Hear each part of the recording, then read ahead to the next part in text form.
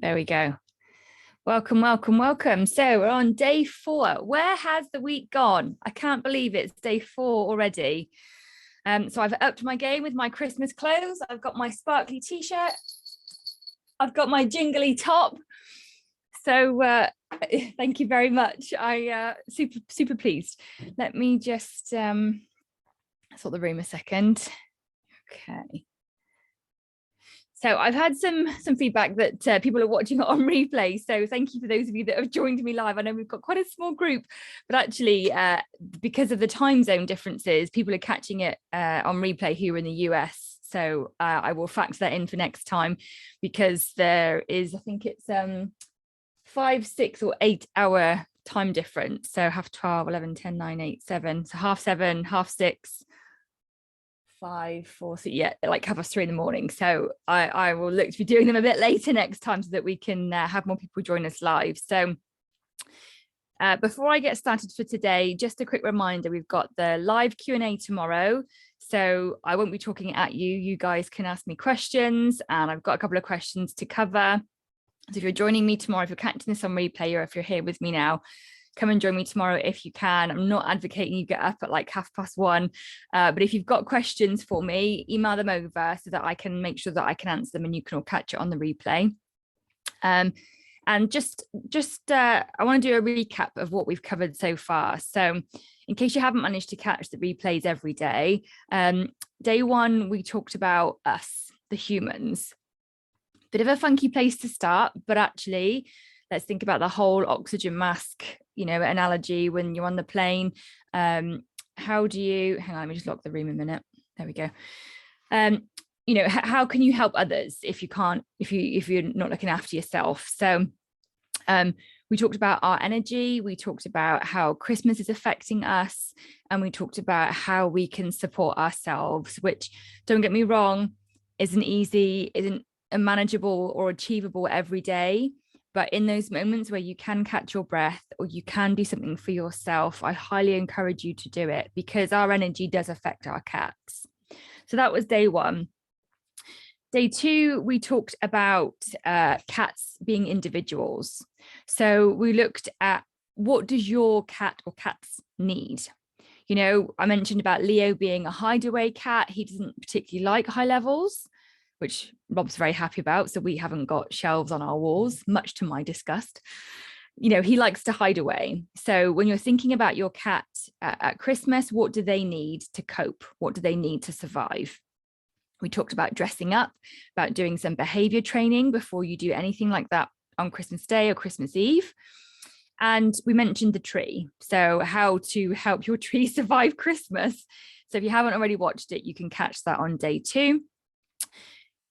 Test of my memory, because I binned my notes every day as like it's complete a finisher thing, it's done. So I'm trying to remember what we covered for day 3. Day 3, we did overwhelm. We did the senses. We talked about how to help your cat if they have if you've got decorations on the floor. What can they see? What can they smell? Today we're going to talk about taste and a bit about nutrition. Let me see, sight, sound, taste, touch. We talked about letting strangers stroke your cat. We also talked a little bit about young people and how they can approach your cat. Sight, sound was the last one. We talked about noises. So crackers, present wrapping, present paper, and how to help your cat with that. So the bottom line of all of this is, no one knows your cat better than you. No one. In your gut when something's wrong. Excuse me. In your heart when something's just not quite right.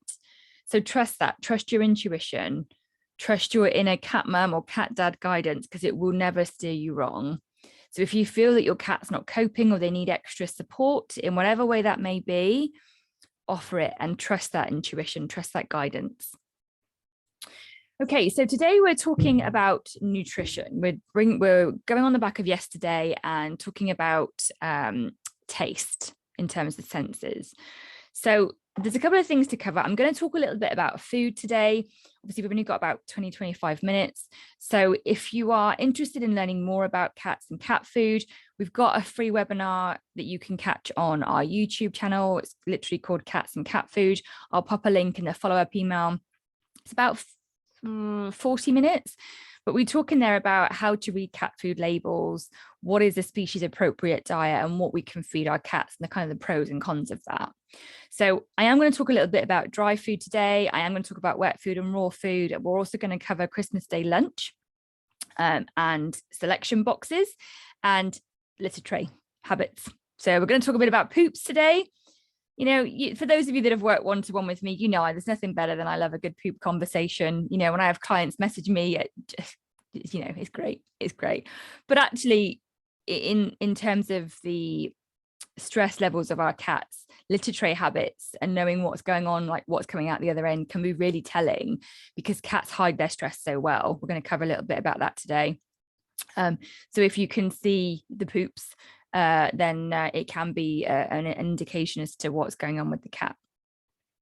So first of all, let's talk about Advent. So I've created an Advent calendar for cats, and we've only got a couple left in stock. Actually, they've sold really, really well, and it's 12 days and it's 12 different herbs.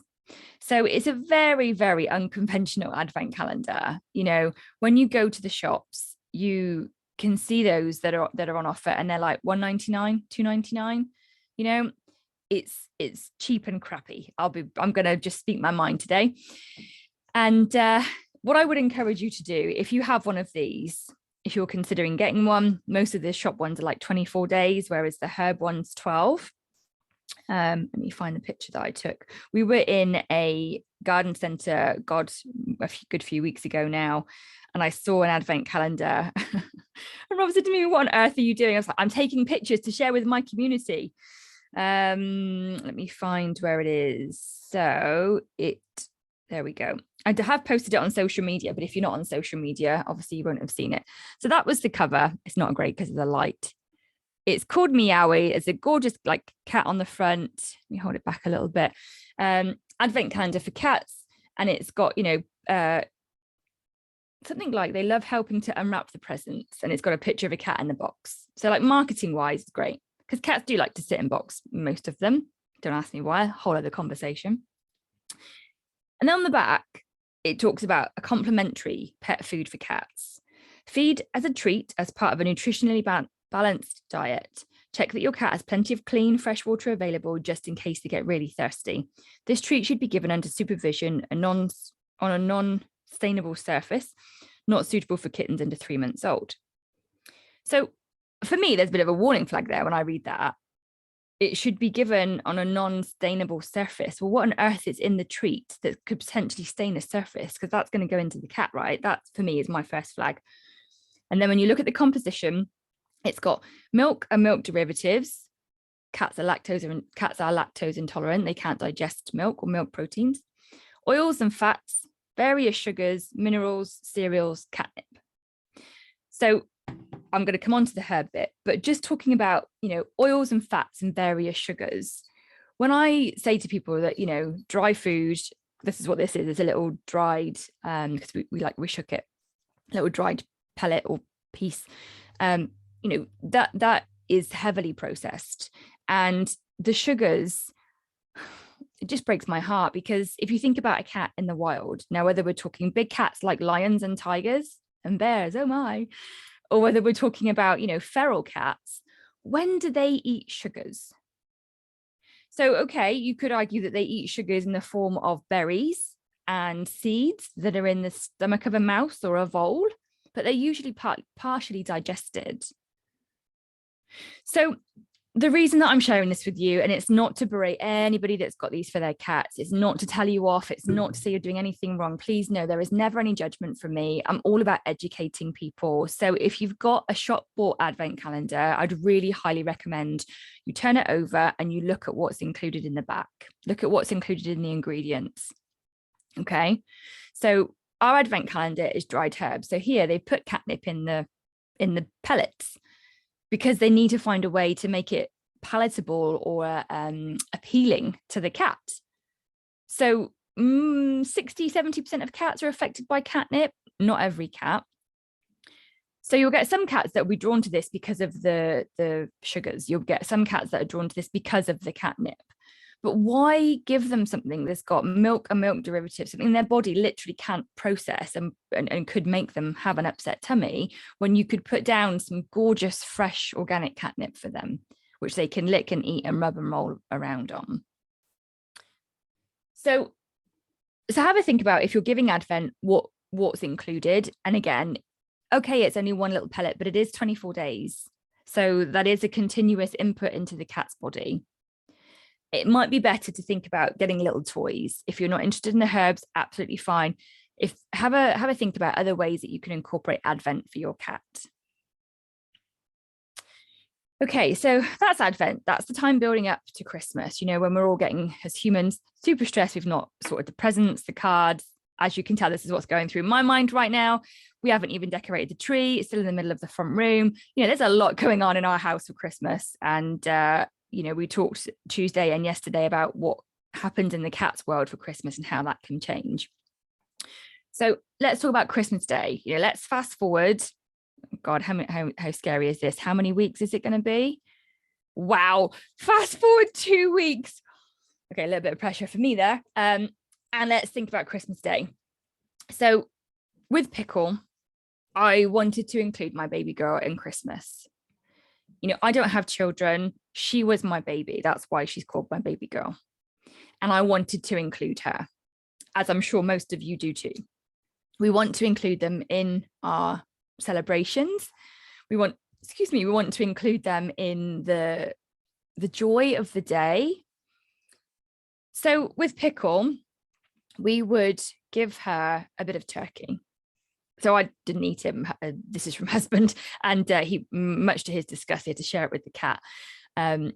We would give, gorgeous, for those of you that can't see, a gorgeous pussy cat's just come on screen from someone that has joined me live. Oh my goodness, he's upside down and he's super fluffy. Hey Zubin. I'm so distracted now. What was I saying? Oh, turkey. So don't worry. What are you having on Christmas Day lunch? So turkey is a very bland, simple meat, and we basically would give Pickle 3 or 4 small pieces. She wouldn't have a plate full. It was literally just a couple of bits so that she had her Christmas Day lunch, as far as I was concerned. Now, Pickle was fed a mixture of wet and raw food. We couldn't get her fully onto raw because she had problems with her digestion. She had a bit of a twisted colon.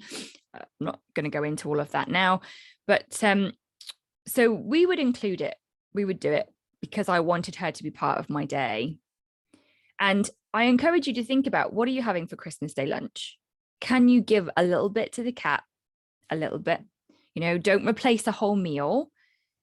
And what I would encourage you to think about is making it like a bit of a ceremony, a bit of a thing. So with Pickle, she had 3, maybe 4 pieces, like, small little pieces of turkey. And I could have just put it on a plate and get on, put it down as normal by a food station. Wouldn't really have made much of a difference. I'd known I'd given her some different food. She's just happy she's got food. But what I did was I made it a moment in the day where I was really present and really mindful with her and really kind of connected, so that it wasn't just about giving her the Christmas Day lunch and putting it down. It was about enjoying this moment with her and saying, "Merry Christmas, baby girl." And that, I think, is what's important for us. So whether you are having Christmas Day by yourself, whether you've got oodles of family coming over or somewhere in between, if you want to have a moment with your cat, make that moment, take that time. So with Leo, he's not really keen on it. He's not really food driven. So Pickle was very food driven. She's a big girl, very, very food driven. So she was interested in it, which made it even more lovely. When it comes to, so have a think about what you're eating. Obviously, if you're eating something like a nut roast, not cat appropriate.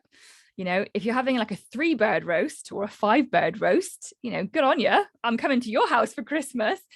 But also, can you just carve out one or 2 meats and just give them, again, 1 or 2 pieces? So when we bring in something new to our cat's diet, it can upset the digestion. So there are 2 schools of thought around food. One is feed the same thing. Cats like consistency. Hang on one second.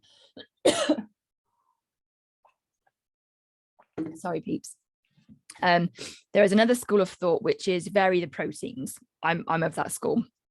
It can be hard because cats don't always like change. So if you put down a different flavor, it can take a while for them to like it, to eat it, to go near it. But it can be a good thing giving them a different meat on Christmas Day. Again, don't replace a whole meal, just give them a few little bits. But obviously think about what you're having. So there are also some great marketing ploys around Christmas Day lunch for cats. So, and I've, hands up, I did this with Pickle. We used to feed a brand called Lily's Kitchen, which is still around. Sadly, it's been bought by Mars, which they've changed the composition and it's not as good quality as it used to be, which is a real shame. And they now put an additive in that is known to be linked with cancer, because it's a preservative. Anyway, I digress. So we used to get their Christmas, what was it called? Christmas hotpot or something like that. And it, the packaging looked great. It was red, it was rosy, and I was like, oh, it's a present for Pickle for Christmas, and we'd give her like a normal size portion, and within 24 hours she'd have upset tummy. So she'd have like, loose poos, bad loose poos. So I think I did it for 2 years, because there's the part of you that thinks, oh, it's just a one-off, you might not even link it to the fact you've given them something different. The second year I was like, we had this last year. You start to see a pattern, don't you? And your mind starts to kind of connect the dots. So we didn't do it.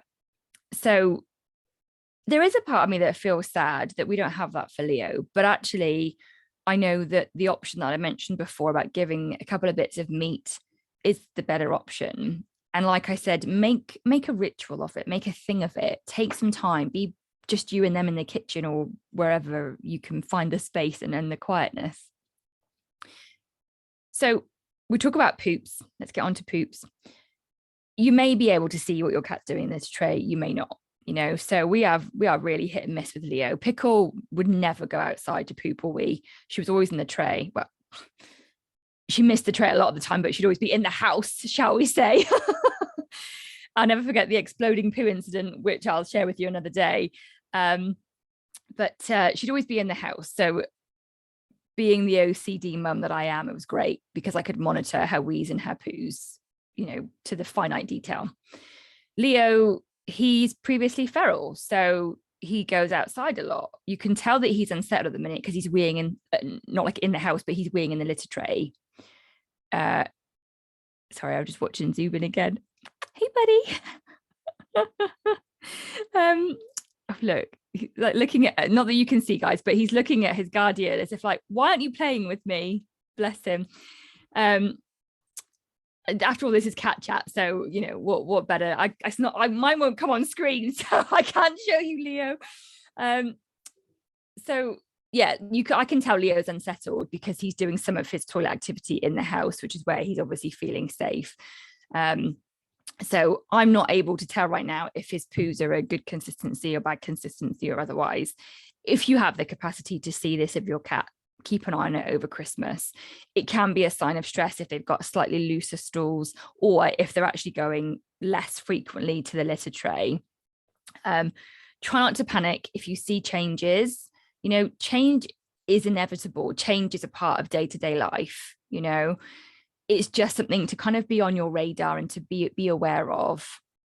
But particularly if you do give them something for Christmas Day lunch, if you have capacity to monitor toilet habits for 24, 48 hours after, just to see if they've had any form of upset or if it's had any effect on the digestion.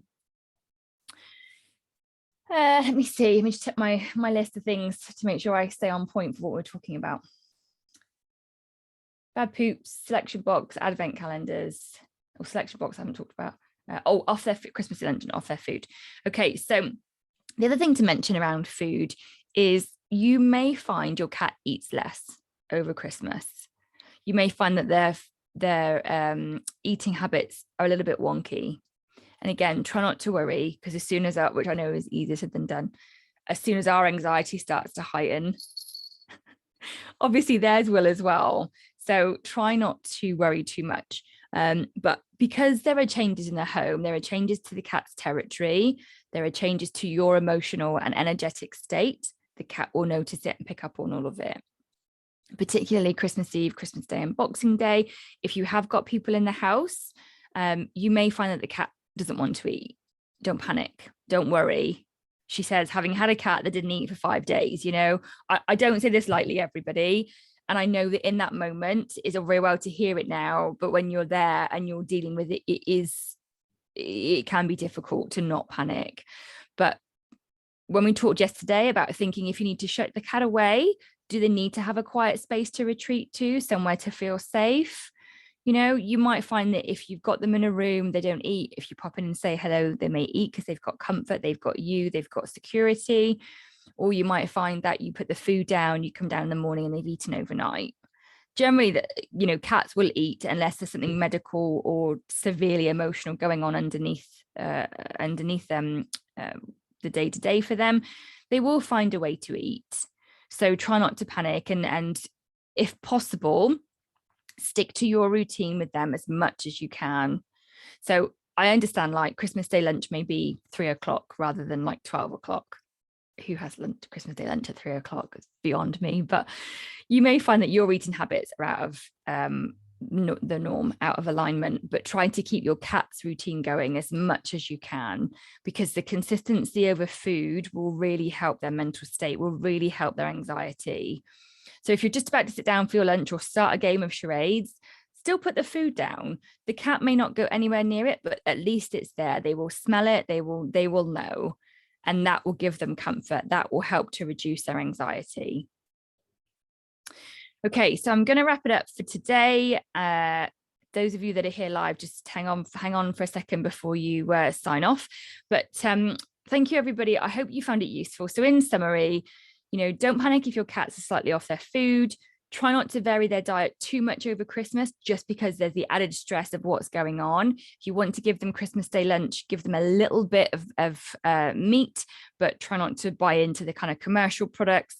If you're looking for Advent options, if you don't already have them, we've got the 12-day herb Advent calendar, which I'll put a link to when I do the follow-up email. Excuse me. And if you do already have an Advent calendar, just turn it over and take a look at the back and see what you're giving to your cat every day. So I really hope you've enjoyed this session, and don't forget, tomorrow is the Q&A. So if you've got any questions, feel free to drop them to me via email or on social media, and I look forward to seeing you all tomorrow.